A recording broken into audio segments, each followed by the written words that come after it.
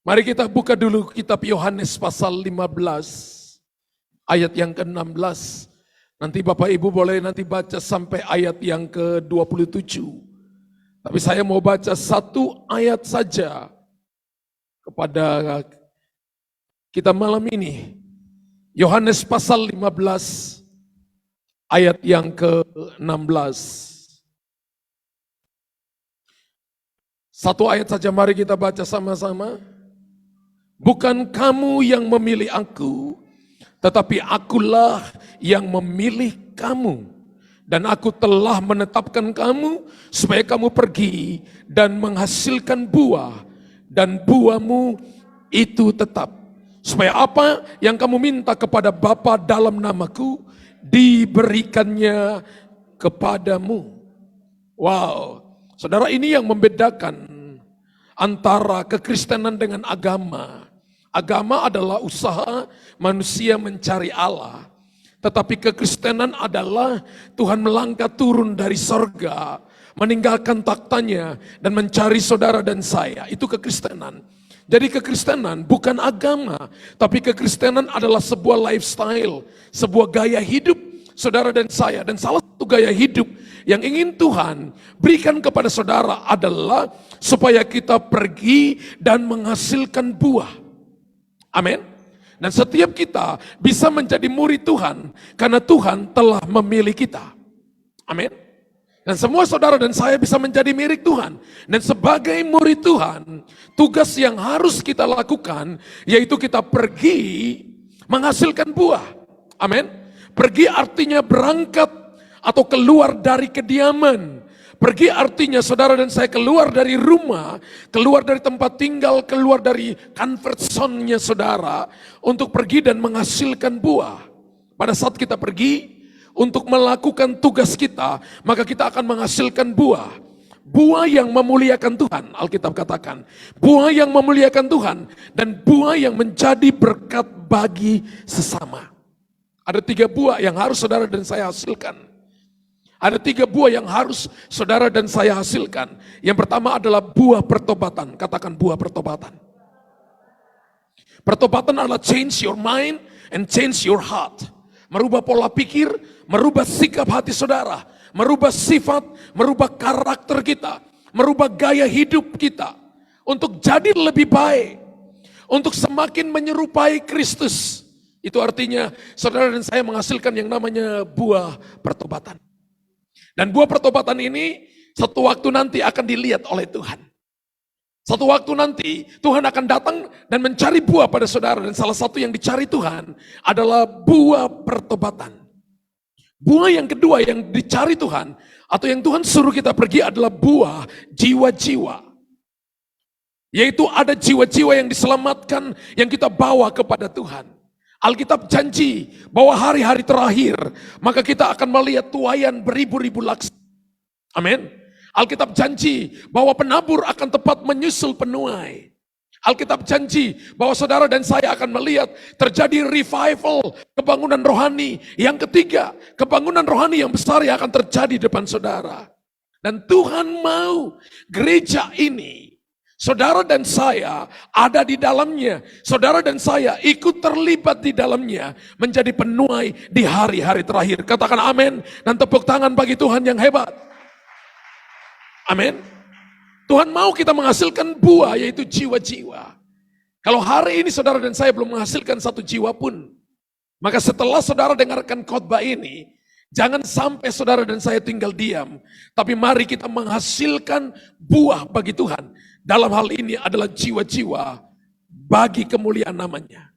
Buah yang ketiga selain buah pertobatan dan buah jiwa-jiwa adalah buah roh. Tuhan mau kita menghasilkan buah roh. Yaitu kasih, sukacita, damai sejahtera, kesabaran, kemurahan, kebaikan, kesetiaan, kelemah lembutan, dan penguasaan diri. Dalam Galatia pasal 5 ayat 22 sampai ayat yang ke-23. Tuhan mau kita menghasilkan buah roh. Apakah pada saudara sudah ada kasih? Apakah pada saudara sudah ada sukacita? Di tengah-tengah belum ada jawaban doa, di tengah-tengah belum lihat terobosan, Di tengah-tengah belum ada jalan keluar. Di tengah-tengah kita belum melihat bahwa Tuhan datang dan memaktakanku, membawa kembali suami pulang ke rumah, istri pulang ke rumah, anak-anak dipulihkan kembali. Apakah Anda masih tetap bersuka cita? Adakah damai sejahtera yang ada dalam hati saudara? Adakah kesabaran ketika orang lain yang harusnya Anda dan saya dipromosi, tapi orang lain yang dipromosi, adakah kesabaran dalam kita? Adakah kemurahan hati? Adakah kebaikan? Dan adakah kesetiaan, kelemah lembutan sampai spirit of control atau penguasaan diri?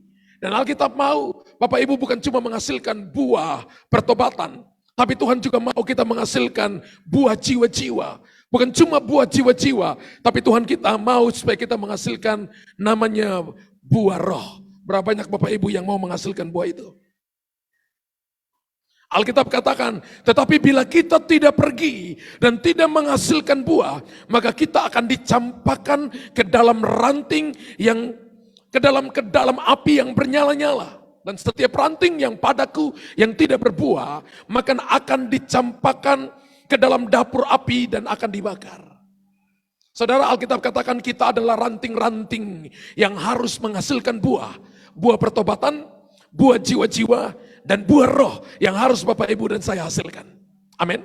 Ada janji yang Tuhan berikan pada kita saat kita pergi dan menghasilkan buah.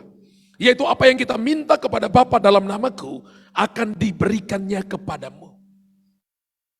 Ketika Bapak Ibu pergi, berapa banyak Bapak Ibu yang sedang bergumul?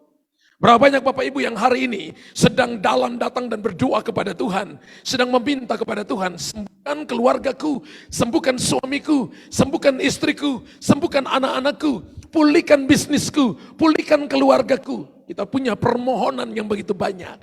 Dan Alkitab katakan begini, kalau saudara berbuah, maka apa saja yang kita minta kepada Bapa dalam namanya, maka akan diberikan kepada saudara dan saya. Berapa banyak yang mau terima jawaban doa? Maka firman Allah berkata, harus berbuah. Katakan, saya harus berbuah. Tunjuk kiri kanan, kamu harus berbuah. Haleluya. Dengan berbuah, orang tahu bahwa Anda dan saya menjadi Kristen yang sehat. Dengan berbuah, orang tahu bahwa saudara dan saya menjadi Kristen yang normal. Kristen abnormal itu adalah tidak mau berbuah, dan Alkitab katakan dia akan dipotong dan dia akan dicampakkan ke dalam dapur api yang bernyala-nyala. Jangan jadi orang Kristen yang abnormal. Jadilah orang Kristen yang normal, yaitu menghasilkan buah pertobatan, menghasilkan jiwa-jiwa, dan menghasilkan buah roh. Pertanyaannya begini, bagaimana cara berbuah dalam Tuhan? Dan itu pertanyaannya, bagaimana caranya supaya saya berbuah pertobatan, berbuah jiwa-jiwa, bagaimana supaya saya berbuah buah roh itu, bagaimana supaya saya berbuah. Coba kita lihat Yohanes pasal 15 ayat yang ke-8.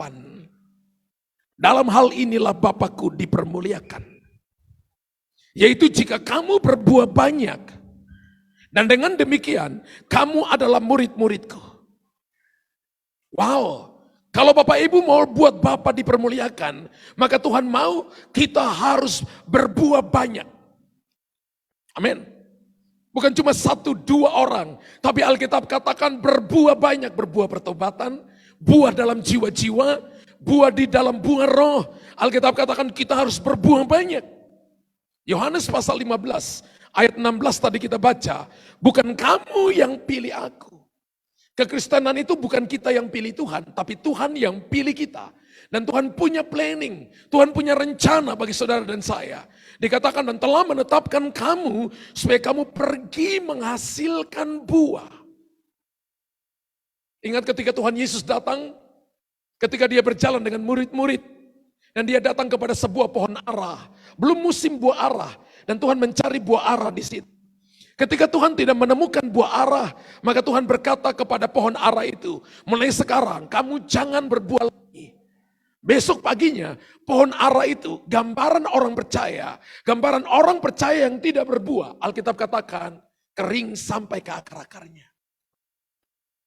Tuhan selalu cari buah. Anda berkata ini bukan musim untuk kita pergi menginjil. Ini bukan musim untuk kita menghasilkan buah pertobatan. Ini bukan musim untuk saya menghasilkan buah roh. Saya dalam kondisi masalah, persoalan, tantangan. Ada begitu banyak hal, pintu yang belum terbuka. Saya tidak mau menghasilkan buah-buah itu. No. Melalui firman Tuhan yang tadi kita lihat, kita belajar bahwa Tuhan ingin agar kita berbuah banyak. Dan bukan hanya berbuah banyak, melainkan juga berbuah terus menerus. Kan berbuah terus menerus.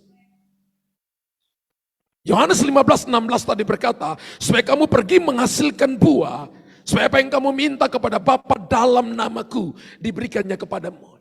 Ada banyak orang Kristen yang saya lihat, ada doa-doa mereka yang sudah berdoa sampai 5, 6, 7, 8 tahun. Tidak ada jawaban doa sama sekali. Karena mereka tidak mau menghasilkan buah dalam hidup mereka. Amin. Mereka tidak mau diubahkan oleh Tuhan. Mereka tidak mau berubah mengikuti firman-Nya. Sehingga mereka tidak pernah lihat buah pertobatan. Tidak pernah lihat jiwa-jiwa diselamatkan. Tidak pernah lihat buah roh muncul dalam mereka. Mereka boleh melayani, tapi mereka suka tersinggung. Mereka boleh melayani, tapi mereka punya akar pahit. Mereka boleh melayani, tapi tidak sabar. Mereka boleh melayani, tapi masih mempertahankan harga diri. Melebihi daripada mereka menyerahkannya untuk Tuhan. Sehingga doa-doa mereka tidak dijawab. Tuhan menjelaskan bahwa buah kita lah yang akan menunjukkan apakah kita sebenarnya sungguh-sungguh adalah muridnya atau bukan. Amin. Ketika Bapak Ibu berbuah, Alkitab katakan kamu muridku. Bapak Ibu jangan berkata saya ini murid Tuhan. Tapi kalau tidak berbuah maka kita bukan murid Tuhan. Apa sih artinya daripada berbuah sebenarnya? Berbuah dapat diartikan sebagai melakukan pekerjaan-pekerjaan Tuhan. Ketika Bapak Ibu melayani sebagai asyir, Bapak Ibu sedang berbuah itu. Ketika Bapak Ibu jadi kameramen, ketika saya berkhotbah, ketika Bapak Ibu duduk di multimedia, duduk di lighting, Bapak Ibu pegang misalnya main keyboard, main drum, pimpin pujian, jadi singers. Bapak Ibu jadi full time dan sebagainya. Kita datang dan kita melayani. Bapak Ibu sedang melakukan pekerjaan Tuhan, itu namanya kita berbuah. Ada orang Kristen yang tidak mau untuk berbuah, tidak mau melayani Tuhan. Dan saya katakan bahwa dia akan kering-kering sampai ke akar-akarnya. Haleluya. Berbuah dapat diartikan melakukan sebagai melakukan pekerjaan-pekerjaan Tuhan. Kita harus kerja sungguh-sungguh supaya kita menghasilkan buah. Sama kalau Bapak Ibu kerja di kantor. Bapak Ibu kerja perusahaan Bapak Ibu. Kalau kita nggak membangun dengan sungguh-sungguh, nggak rajin, saya percaya hasilnya tidak maksimal. Dan mungkin tidak ada hasil sama sekali. Tapi kalau kita kerja rajin saudara, saya percaya hasil akan sepadan dengan tenaga yang Anda dan saya beri. Hasil akan sepadan dengan kemampuan yang Anda beri. Anda tidak akan pernah dikecewakan ketika Anda memberi yang terbaik. Anda akan menikmati hasil yang terbaik. Ada orang yang mau melihat hasil jawaban doa, tapi dia tidak mau berdoa sama sekali. Bapak Ibu dengar baik-baik, kita menjadi pendoa, sama dengan kita melakukan pekerjaan-pekerjaan Tuhan. Bapak Ibu mau lihat seseorang dia sedang berbuah, buah pertobatan, buah jiwa-jiwa, dalam buah roh, lihat dia tuh melayani Tuhan. Lihat bahwa dia sedang melayani Tuhan. Lihat bahwa dia kerja dengan sungguh-sungguh. Lihat bahwa dia melakukan pekerjaannya seperti untuk Tuhan dan bukan untuk manusia. Kolose pasal 3 ayat 23. Lakukanlah segala sesuatu seperti untuk Tuhan dan bukan untuk manusia. Amin. Dan Tuhan mengatakan bahwa tujuan kita di dunia ini seharusnya bukanlah menjadi orang-orang kaya, tidak. Tuhan tidak tempatkan kita di dunia bukan menjadi orang-orang kaya. Melainkan Tuhan tempatkan kita di dunia menjadi orang-orang yang harus menghasilkan buah. 3 buah tadi, buah pertobatan, buah jiwa-jiwa, dan buah roh. Tuhan tempatkan kita di muka bumi ini untuk menghasilkan 3 buah ini. Dan kalau Bapak Ibu menghasilkan buah ini, maka saya percaya itu yang dilihat oleh Tuhan. Alkitab berkata begini, orang kaya Tuhan katakan begini, binasalah dengan kekayaanmu. Kalau malam hari ini jiwamu diambil daripadamu, untuk apa semua kekayaan yang kau miliki? Tapi berbahagialah saudara, kalau Anda punya kekayaan, tapi Anda pakai itu sebagai fasilitas untuk melayani Tuhan, maka Anda akan menikmati buah-buah kekekalan yang akan mempermuliakan nama Bapa di sorga. Tepuk tangan bagi Tuhan. Haleluya. Dan hal ini, kita ingin belajar saudara, kita ingin belajar agar kita dapat berbuah banyak di dalam Tuhan. Maka hal yang pertama, Tuhan mau kita melekatkan diri pada pokok anggur. Katakan melekatkan diri pada pokok anggur. Atau saudara tinggal pada pokok anggur. Yohanes 15 ayat yang kelima berkata, Akulah pokok anggur dan kamulah ranting-rantingnya. Yesus pokok, kita rantingnya. Yesus pokok dan kitalah carangnya. Tinggallah di dalamnya. Betul. Itu lagu gereja anak dulu ya. Yesus pokok, kitalah carangnya. Barang siapa tinggal di dalam aku, dan aku di dalam dia, ia berbuah banyak. Sebab di luar aku, kamu tidak dapat berbuat apa-apa. Bapak Ibu, kemarin saya katakan kepada para pekerja, minggu pertama, saya minta Anda dan saya punya waktu 1 jam dengan Tuhan. Amin. Ini tahun ke-11 Tuhan pimpin gereja lokal ini. Kenapa? Angka 11 bagi orang Yahudi itu adalah angka transisi. Angka 10 adalah angka kegenapan. Angka 11 itu adalah angka transisi. Angka 12 bicara tentang pemerintahan. 12 suku Israel, 12 murid Yesus. Kelipatan daripada 12 adalah 24 tua-tua. Dan mereka adalah orang-orang yang akan memerintah muka bumi ini ketika Yesus nanti datang pada kali yang kedua. Dan saudara dan saya ini adalah angka transisi. Transisi bisa membuat orang minus atau membuat orang plus. Transisi bisa membuat terjadi pembagian atau terjadi perkalian. Tapi mari saya beritahukan kepada Bapak Ibu, kalau Bapak Ibu ingin melihat bahwa gereja lokal ini akan terus bertambah jiwa-jiwa, maka tidak ada cara lain yang Tuhan ajarkan kepada saudara selain melekatkan diri atau tinggal di dalam pokok anggur itu. Amin. Bagaimana cara kita tinggal pada pokok anggur itu? Sukakan firman Tuhan. Suka waktu untuk berdoa. Makanya saya katakan kepada para pekerja, Anda harus punya waktu 1 jam untuk berdoa setiap hari. Amin. Anda harus punya waktu 1 jam. Kita enggak cuma main panggung di sini. Tapi Tuhan mau kita membangun mesbah. Haleluya. Amin. Tuhan tidak mau hanya saudara dan saya datang cuma duduk di kursi gereja. Tapi Tuhan mau Anda dan saya punya hubungan pribadi dengan Tuhan. Dan saya percaya ketika gereja melakukan ini, maka kita akan melihat tuaian terjadi. Firman Allah berkata akan ada tuaian. Kamu akan berbuah dan akan berbuah lebat. Kamu akan menghasilkan buah dan orang akan memuliakan Bapa kita di sorga. Amin. Semua yang tidak menghasilkan buah, cut off. Tapi semua yang menghasilkan buah, buah pertobatan, buah jiwa-jiwa, dan buah roh, maka harus terus dikembangkan di hadapan Tuhan. Dan Tuhan berkata begini, melekatlah pada pokok anggur. Ketika Bapak Ibu punya problem, punya masalah, punya persoalan, jangan menjauh daripada Tuhan. Semakin dekat dengan Tuhan, dan orang akan lihat buahnya satu waktu nanti. Kalau kita tanam pohon jagung, 3 bulan maka kita akan tuai buah jagung itu. Tapi setelah kita tuai, maka pohon jagung itu akan kering sampai ke akar-akarnya. Tapi kalau kita tanam pohon mangga, 1 tahun belum berbuah, 2 tahun belum berbuah, 3 tahun belum berbuah, 4 tahun mungkin ada yang sudah berbuah. Dan kalau dia berbuah, maka dia akan berbuah dengan konsisten. Haleluya. Mungkin hari ini Anda berdoa, dan Anda belum lihat buahnya, terus berdoa. Masuk lebih dalam, tembus lapisan-lapisan tanah, dan mencium air. Dan ketika Anda ketemu air, lingkarkan di situ, akarmu di situ, dan tunas kecil keluar. Ketika tunas kecil keluar, maka ada kehidupan. Musim boleh berganti, tapi kalau Anda ketemu dengan sumber, melekat pada sumber, maka satu waktu pasti Anda akan berbuah lebat bagi Tuhan. Jika tidak, kita tidak mungkin dapat berbuah. Kita malah hanya akan mati. Dan pada akhirnya akan dibuang. Kalau jadi Kristen dan Bapak Ibu tidak punya waktu pribadi dengan Tuhan. Kalau jadi Kristen, Bapak Ibu tidak pernah baca Alkitab. Kalau jadi Kristen dan Bapak Ibu menjauh dari persekutuan ibadah, maka satu waktu nanti Anda akan kering dan mati. Saya ingatkan Bapak Ibu, hari-hari yang akan kita lalui ke depan, hari-hari yang tidak mudah. Hari-hari yang kita akan lalui ke depan, kita akan masuk di dalam begitu banyak krisis. Akan ada banyak kegoncangan. Tapi Alkitab katakan orang-orang benar akan berdiri dan mereka akan menjadi kuat. Orang benar adalah dia dengar firman, melakukan firman. Orang benar adalah punya kehidupan pribadi dengan Tuhan. Orang benar adalah tinggal pada pokok anggur. Orang benar adalah tidak sibuk pelayanan, tapi dia juga sibuk melayani pribadi Tuhan.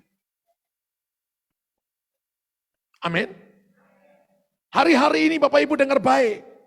2022 sampai 2024 akan menjadi musim-musim ujian. Dan saudara dan saya yang tinggal pada pokok anggur, Alkitab katakan Tuhan sedang mempersingkat waktu, tapi volumenya tidak berkurang. Anda akan melihat perkara-perkara besar dan perkara-perkara ajaib akan terjadi.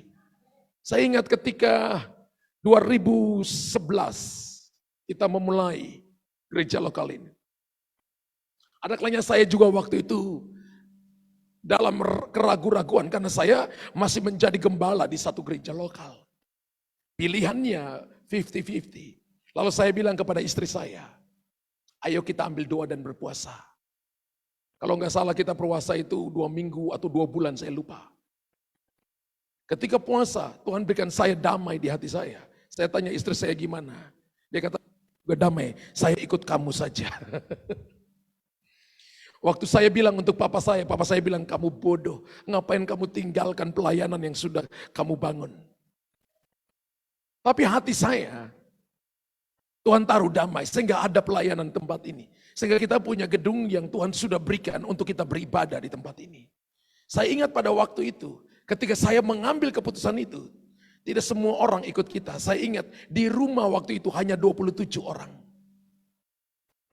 Hanya 27 orang, salah satunya Ibu Eda, Ibu Tabita itu masih ada. Ya, 27 orang di rumah.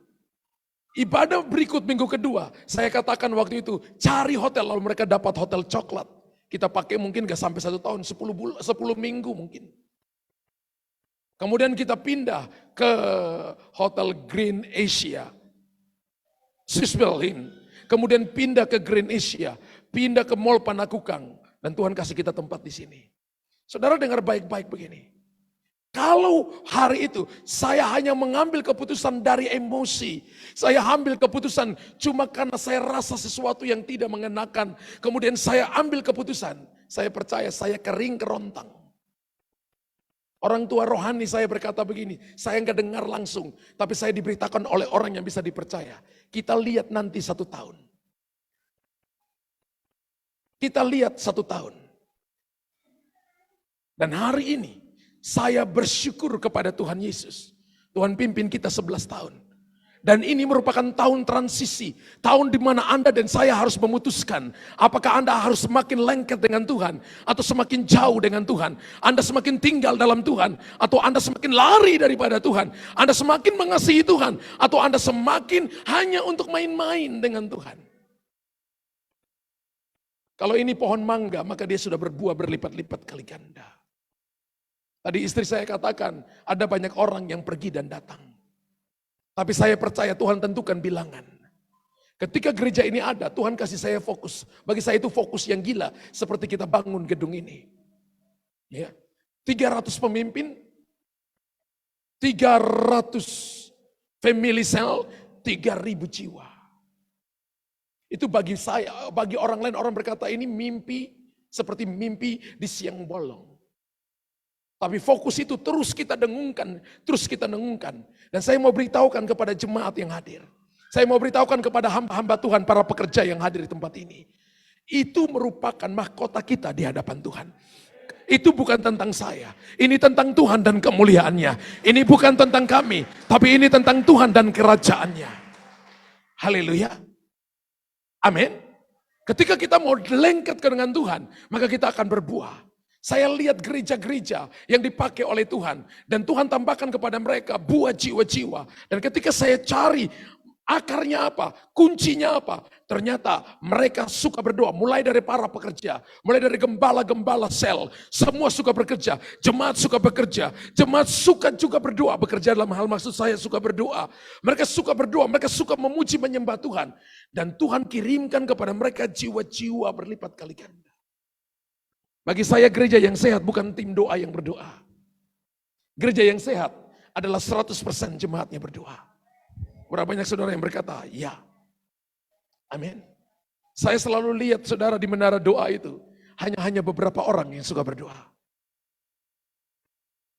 Tapi saya berharap Bapak Ibu, saudara dan saya, lengket dengan Tuhan.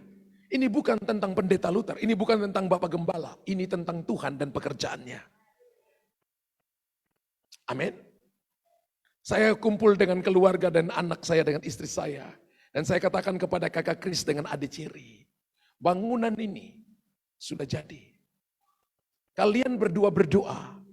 Kalau kalian terpanggil untuk nanti melanjutkan, nanti jadi gembala di tempat ini, Papa bersuka cita.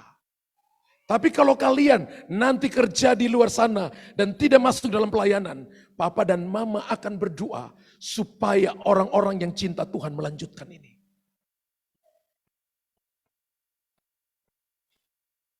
Saya enggak dengar tepuk tangan bagi Tuhan. Gedung ini jadi tidak pakai orang kaya. Gedung ini jadi tidak pakai karena jemaatnya banyak. Kita membangun di tengah-tengah pandemi. 2 bulan, Ibu Leni sangat tahu. 12 bulan kita nangis. Beberapa pekerja yang ikut saya ketika gedung ini sudah dibangun dan diruntuhkan. Malam-malam saya ajak Bapak Ibu di sini memperkatakan firman Tuhan. Tetap paksa Bapak Ibu untuk tetap lengket pada pokok anggur. Dan mempercayai bahwa janji Tuhan, ya dan amin. Dia bukan manusia yang berbohong. Dia adalah Tuhan yang berjanji dan pasti menggenapi janjinya. Dia Tuhan yang akan melakukan bagian yang terbaik bagi saudara dan saya. Bagaimana bagian kita? Apa yang harus kita kerjakan? Hal yang pertama adalah Bapak Ibu dan saya harus tinggal. Saya memaksa diri saya. Di rumah kami akhirnya mulai ngomong kepada anak-anak ulang-ulang. Sampai akhirnya mereka membangun kehidupan mereka. Gereja ini saudara harus menjadi gereja yang berbuah dalam pertobatan. Berbuah jiwa-jiwa. Dan punya buah roh. Kalau melayani suka tersinggung jangan melayani. Kalau melayani masih iri hati jangan melayani. Kalau melayani dan Anda tidak punya waktu pribadi dengan Tuhan, jangan melayani. Karena Alkitab katakan Anda kering dan tidak punya kehidupan untuk Anda bagikan kepada orang lain. Tapi ketika saudara dan saya diberkati, saya percaya Anda pasti nggak akan bisa tahan untuk membagi berkat dengan temanmu, untuk mendoakan temanmu, untuk share dengan temanmu, untuk menolong temanmu, untuk berkata kamu nggak sendiri, aku ada bersama-sama dengan engkau, paling tidak menopang engkau dalam doa. Haleluya. Kalau Bapak Ibu tinggal pada pokok anggur, saya beritahukan kepada saudara, Bapak Ibu tidak akan pernah mengalami kekurangan apapun, mengalami kekeringan apapun. Tapi sebaliknya Bapak Ibu akan mengalami kingdom supply, akan ada supply kerajaan. Bapak Ibu akan mengalami di mana Anda akan mengalami more than enough, abundantly, melimpah ruah. Di tengah-tengah situasi yang tidak mungkin. Kalau Bapak Ibu lihat ketika Israel masuk di padang gurun, maka Musa mengajarkan mereka tentang 10 hukum Taurat.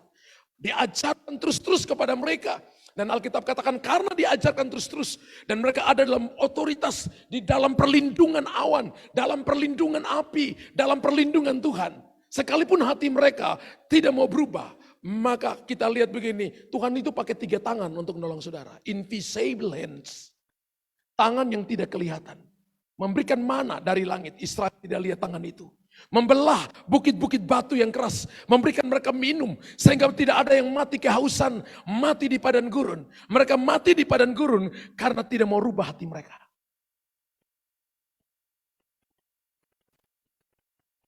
Haleluya. Tangan yang kedua adalah Tuhan bisa pakai tangan orang lain untuk menolong saudara. Jadi kalau saudara bisa nolong orang lain, Anda dan saya punya tangan adalah perpanjangan tangan Tuhan. Jadi jangan saudara dan saya menahan tanganmu untuk menolong orang lain. Kalau Tuhan gerakan Anda untuk menolong orang lain. Yang ketiga, Tuhan bisa pakai tangan Anda sendiri untuk menolong orang lain. Tuhan bisa pakai tangan Anda sendiri untuk menjadi jawaban bagi banyak orang. Tapi kalau Bapak Ibu tidak tercacak pada pokok anggur, saya percaya kita menjadi kering dan tidak mungkin berbuah. Yang kedua, bagaimana supaya kita bisa berbuah? Yang pertama adalah Bapak Ibu harus tetap tercacak pada pokok anggur. Tinggal pada pokok anggur. Yang kedua, harus memiliki akar yang dalam. Katakan, saya harus memiliki akar yang dalam. Wahyu pasal 17, Yeremia pasal 17 ayat 7 sampai ayat yang ke-8. Yeremia 17 ayat 7 sampai ayat yang ke-8.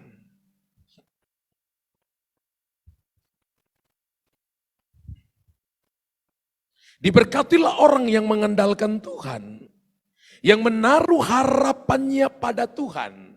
Orang yang mengandalkan Tuhan, yang menaruh harapannya pada Tuhan, diumpamakan oleh Yeremia seperti pohon yang ditanam di tepi air, yang merambatkan akar-akarnya ke tepi batang air, dan yang tidak mengalami datangnya panas terik, yang daunnya tetap hijau, yang tidak khawatir dan dalam tahun kering, dan tidak berhenti menghasilkan buah. Wow. Bapak Ibu perhatikan Yeremia pasal 17 ayat 7 sampai ayat yang ke-8. Alkitab berkata,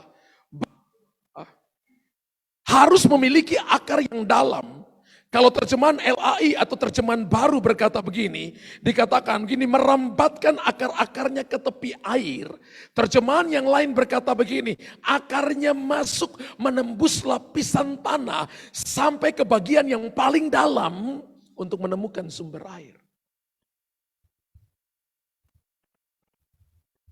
Kekristenan itu adalah membangun ke dalam lebih dulu, baru berdampak keluar. Katakan, kekristenan itu membangun ke dalam lebih dulu, baru berdampak keluar. Sebelum Bapak Ibu dan saya makan buah-buahan, maka akarnya harus masuk ke dalam tanah dalam-dalam lebih dulu. Dan ketika dia menemukan sumber air, maka dia melilitkan akarnya di situ. Tunas kecil keluar, batang kecil kemudian jadi batang besar, ranting keluar, bulir-bulir keluar. Lalu dia berbuah. Tanam 1 biji mangga, panennya 10 karung buah mangga. Kalau 10 karung buah mangga, itu jumlahnya ada 100 buah. Maka Anda tanam 100 biji mangga. Maka satu waktu nanti Anda jadi raja mangga. Amin. Dan Bapak Ibu perhatikan baik-baik begini. Tuhan mau akar kita masuk dalam-dalam. Ada banyak orang yang jadi orang Kristen. Yang penting saya datang KTP Kristen. Dia tidak mau mengenal Tuhan lebih dalam. Dia tidak mau ikut kelas-kelas pemuritan.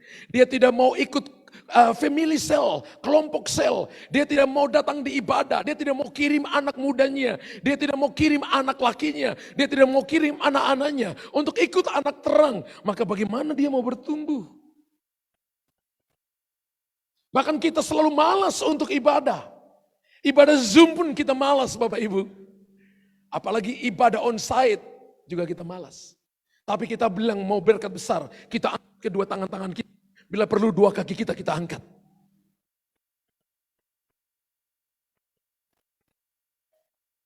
Bapak Ibu perhatikan, Alkitab berkata harus memiliki akar yang dalam. Kita harus memiliki akar yang kuat. Dan caranya agar memiliki akar yang kuat adalah percaya pada Tuhan. Katakan, saya percaya kepada Tuhan. Semakin Bapak Ibu dan saya percaya kepada Tuhan, semakin kita dapat bertahan di tengah-tengah badai dan situasi yang sulit. Semakin Bapak Ibu dan saya percaya kepada firman, bergantung kepada Tuhan. Ketika masalah Anda datang kepada Tuhan dan berseru, Tuhan ini aku. Aku enggak mampu. Tuhan ini aku. Aku salah, aku berdosa. Maka Anda akan menjadi kuat di tengah-tengah badai.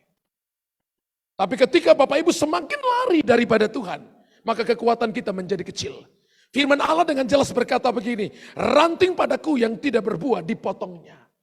Ada orang yang berkata begini, Pak Pendeta, Pak Gembala, Pastor, saya tidak ibadah pun kekayaan saya untuk 7 keturunan. Saya berkata, kalau Anda tidak ibadah, Anda tidak cari Tuhan dengan sungguh-sungguh, Anda tidak punya buah pertobatan, buah tentang jiwa-jiwa dan buah roh, maka Anda pergi dengan sisa kehidupan. Kalau saya potong ranting mangga sekarang, 2 jam yang lalu, daunnya masih hijau? Masih? Buahnya masih seger? Masih. Itu namanya sisa kehidupan. Tapi bagaimana kalau besok pagi? Daunnya layu, buahnya mulai mengkerut. Ada orang yang masih 5 tahun berkata begini, aku tanpa Tuhan pun, aku baik-baik saja, sisa kehidupan. Jemaat Tuhan dengarkan baik-baik. Ketika Anda datang dengan sungguh-sungguh kepada Tuhan, maka the covenant of blessing, perjanjian berkat untuk Anda dan saya diberkati oleh Tuhan menjadi kaya. Kaya bukan cuma di harta benda, tapi kaya dalam buah roh, kaya dalam jiwa-jiwa, kaya di dalam buah pertobatan, kaya di dalam saudara punya pemikiran yang lebih luas, bisa untuk menyelesaikan masalah-masalah. Tuhan berikan kepada Anda hikmat dan pengertian, itu tandanya akar masuk ke dalam.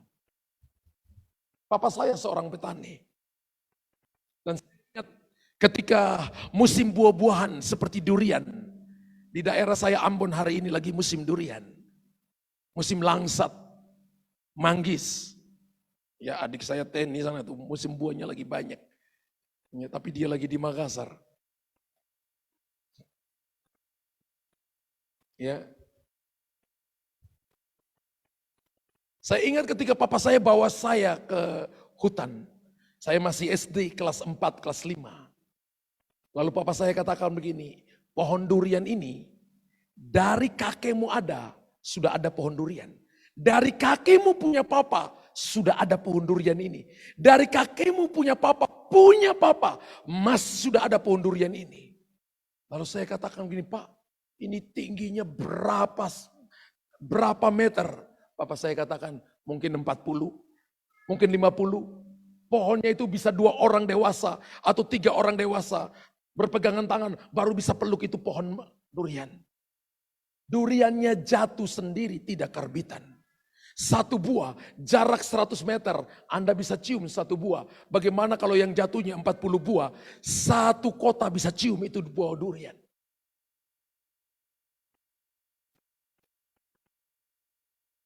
Lalu saya tanya, kenapa pohon tinggi? Kenapa pohonnya begitu tinggi, Papa? Papa saya katakan begini, karena akarnya masuk ke dalam. Kalau Bapak Ibu mau dipromosi, kalau Bapak Ibu mau diberkati oleh Tuhan, mau diangkat tinggi oleh Tuhan, semua orang bisa melihat bahwa Anda dipakai oleh Tuhan, akarmu harus masuk ke dalam. Imanmu harus tetap teguh. Ketika masalah datang, percayalah bahwa Tuhan sanggup menyelesaikan bagi saudara dan saya. Percayalah bahwa Dia tidak pernah berdusta. Percayalah bahwa Dia sanggup menolong kita dan memberikan kekuatan kepada kita. Amin. Kalau yang pertama adalah Anda harus tercacak pada pokok anggur. Yang kedua adalah saudara dan saya, akarmu harus masuk dalam-dalam. Tapi yang ketiga, untuk Anda dan saya berbuah lebat, maka kita harus membuang semak duri di dalam hidup kita.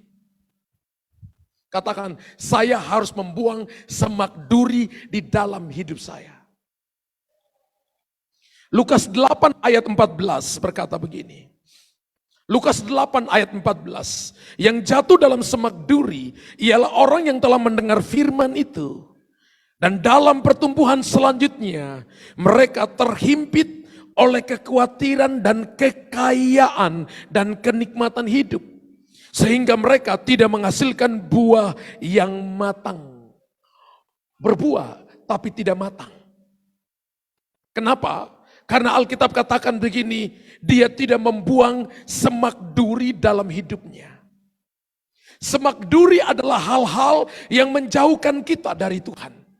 Semak duri adalah cinta akan uang. Semak duri adalah akar pahit. Cinta akan uang adalah 1 Timotius pasal 6 ayat yang 10. Dikatakan begini, bahwa kepahitan itu adalah di Matius pasal 5 ayat 23 sampai 25, Matius pasal 6, 14, 15. Dan Amsal 27 ayat yang ketiga. tentang ayat-ayat tentang sakit hati. Jangan menyimpan sakit hati. Anda sedang menyimpan duri. Saya selalu melayani orang dan saya berkata, kalau kamu simpan sakit hati, maka kamu cenderung menyakiti hati orang lain. Orang terluka cenderung melukai orang lain.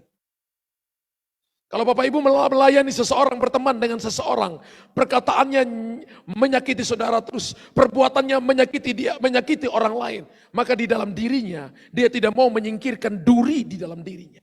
Orang ini tidak bisa berbuah. Kalaupun berbuah, buahnya tidak matang. Berapa banyak yang mau buahnya matang? Lambaikan tangan. Katakan, saya mau punya buah yang matang. Haleluya.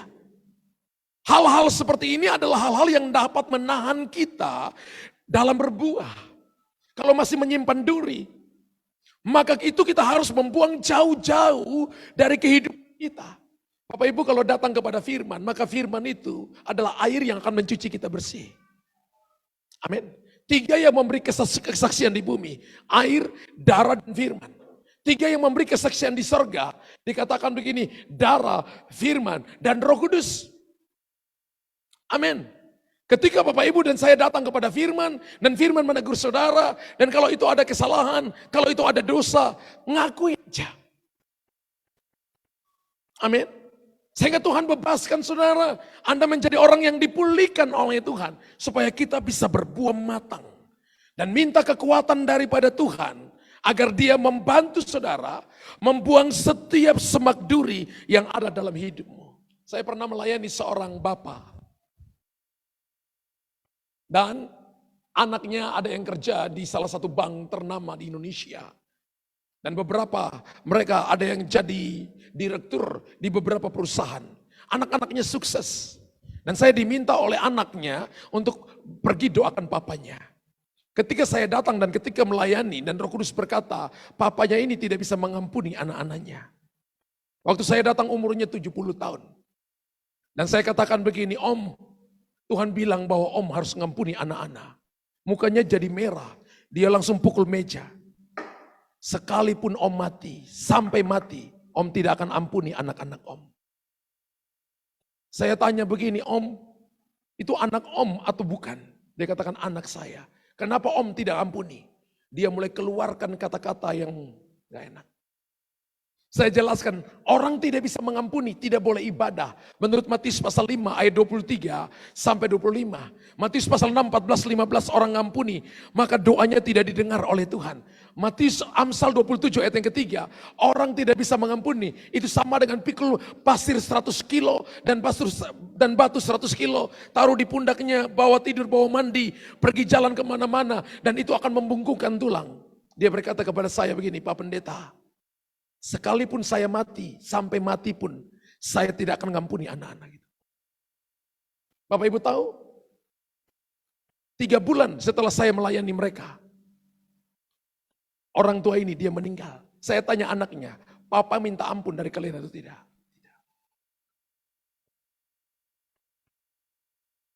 Orang rapi, tapi kalau orang tidak mau merubah hati, juga dia menuju kepada kebinasaan. Yesus diurapi, tapi yang bunuh dia ahli Taurat kalau sekarang para pendeta. Yang bunuh dia agama yang bunuh dia. Yang bunuh dia yang ketiga adalah demokrasi, suara terbanyak. Amin. Dan yang bunuh dia keempat adalah militer yang bunuh dia. Ada 4 golongan yang bunuh Yesus. Apa dia kurang berkuasa? Tapi kalau orang tidak merubah hatinya, maka mereka akan menuju kepada kehancuran, menuju kepada kematian dan kekeringan. Tapi ketika saudara dan saya datang dan merubah hati, maka keadaan seperti apapun, padang gurun sanggup dirubah menjadi kebun buah-buahan. Padang belantara sanggup Tuhan buat menjadi sumber mata air. Itu janji Tuhan kepada saudara dan saya. Saya adalah pribadi yang sakit hati dengan papa saya. Dan ketika saya datang mengampuni papa saya peluk papa saya diam 3 menit. Lama, setan bilang begini, ini waktunya kamu bisa pukul papamu. Tapi Roh Kudus bilang ini terkutuklah orang yang mengenalkan kekuatannya sendiri. Hatinya menjauh dari Tuhan. Setelah 3 menit saya ingat papa saya mulai naikin 1 tangan. Dan papa saya katakan kepada saya, memang kamu kurang ajar. Memang kamu tidak tahu diuntung. Tapi kamu harus tahu, Papa sayang kamu. Saya nangis, saudara. Mungkin 30 menit di pundak Papa saya. Dari kecil Papa saya bilang begini, laki-laki tidak boleh nangis. Saya baru tahu firman Tuhan bilang, air mata kita ditampung dalam kirbatnya Tuhan. Kalau laki-laki tidak pernah nangis, maka tidak pernah air matanya ditampung dalam kirbatnya. Ada di sini laki-laki yang sombong, yang merasa dia paling kuat dan tidak pernah nangis. Tidak pernah nangis kepada jiwa-jiwa, tidak pernah nangis kepada kesalahan yang Anda buat, tidak pernah nangis ketika Anda tidak sungguh-sungguh dengan Tuhan. Dan Alkitab berkata begini, ini waktunya untuk membuang duri-duri itu jauh daripada saudara dan saya. Amin. Tuhan mengatakan pada firman-Nya bahwa Dia akan menolong siapapun yang mau berseru minta pertolongan daripadanya. Amin. Dan Alkitab berkata begini, yang harus kita lakukan adalah berusaha sekeras mungkin. Bekerja sekeras mungkin. Jangan sekedar cuma berdoa. Jangan cuma berharap tiba-tiba semak duri itu akan hilang begitu saja. Ada orang berkata begini kan nanti juga dengan waktunya akan hilang. No. Kalau Bapak Ibu tahu itu kelemahanmu, harus buang. Kalau Bapak Ibu tahu itu penghalang rohanimu bertumbuh. Itu penghalang saudara dan saya untuk melayani Tuhan, buang. Singkirkan. Kalau teman-teman yang tidak baik, menurut 1 Korintus 15 ayat 33, pergaulan yang buruk merusakkan kebiasaan yang baik. Kalau kita bergaul dengan orang malas berdoa, maka kita lama-lama malas doa. Kalau kita bergaul dengan orang yang malas baca Alkitab dan malas doa, lama-lama kita juga akan seperti itu. Tapi sebaliknya kalau kita bergaul dengan orang yang rajin doa, rajin ibadah, maka lama-lama kita yang malas doa, malas ibadah akan rajin doa dan rajin ibadah. Kalau kita bergaul dengan orang yang suka mengampuni, kita yang tadinya sakit hati, tahu bagaimana cara untuk mengampuni. Kalau kita bergaul dengan orang yang tadinya sebulannya hanya 10 juta, lalu kita ganti teman bergaul dengan orang yang omsetnya sebulan 100 juta, maka 3 tahun kemudian omset kita sebulan 100 juta. Kalau sudah 100 juta, bergaul dengan orang yang omsetnya sebulan 1 miliar. Kita tahu cara kerjanya, cara mengelola uang, cara investasi dengan benar, cara mengatur waktu dengan benar. Maka Anda dan saya akan menjadi orang yang berbuah dan pakai kekayaan itu sebagai fasilitas melayani Tuhan. Jangan berharap begini, oh nanti duri-duri ini akan pergi sendiri. No. Bapak Ibu harus singkirkan itu. Makanya gereja ini ada pelayanan deliverance. Ada pelayanan kelepasan. Orang-orang yang terikat dengan dukun, orang-orang yang terikat dengan penyembahan berhala, orang-orang yang terikat dengan perjinahan, orang-orang yang terikat dengan hutang dan tidak mau bayar, orang-orang yang datang dengan hati yang keras kepada Tuhan. Ketika mereka datang mencari Tuhan, maka mereka akan mengalami yang namanya terobosan. Dan ini yang harus terjadi dalam kehidupan saudara. Amin. Ini yang harus Bapak Ibu lakukan. Jangan berpikir bahwa dia akan pergi sendiri.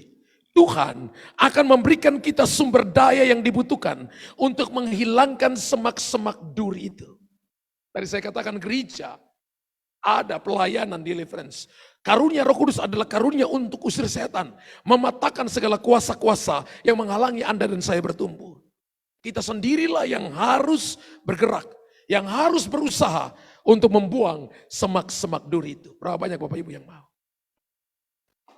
Saya dulu sangat amat sombong, saudara. Tapi ketika saya berjumpa dengan Tuhan, saya belajar sungguh-sungguh doa puasa untuk rendah hati.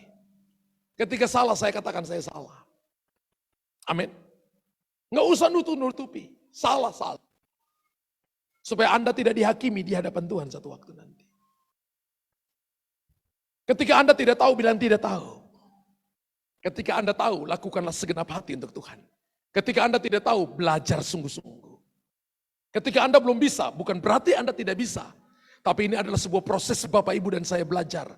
Untuk kita berbuah bagi kemuliaan dan hormat bagi nama Tuhan. Yang siap berbuah tepuk tangan bagi Tuhan. Haleluya. Puji Tuhan. Bapak Ibu bangkit berdiri. Bangkit berdiri.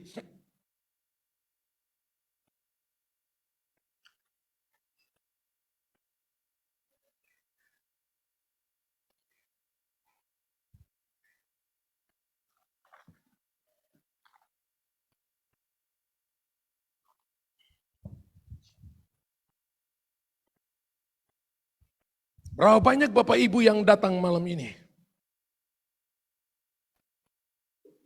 Anda datang dengan banyak pergumulan dalam hidupmu.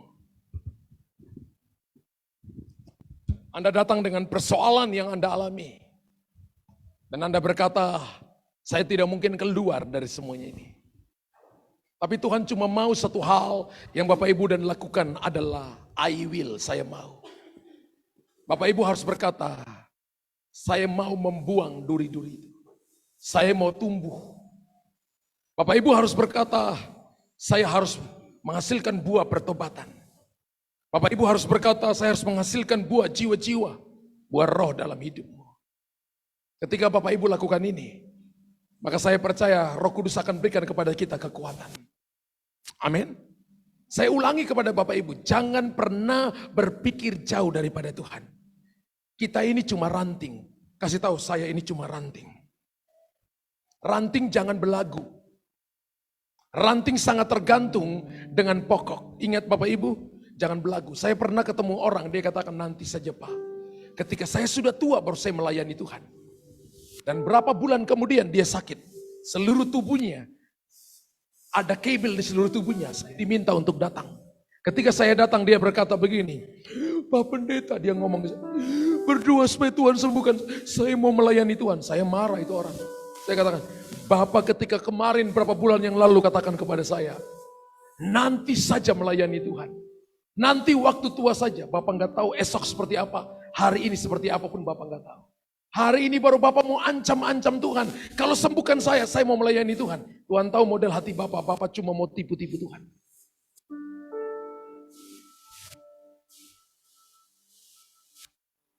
Pada kalanya kita perlu ngomong seperti itu, supaya orang bertobat.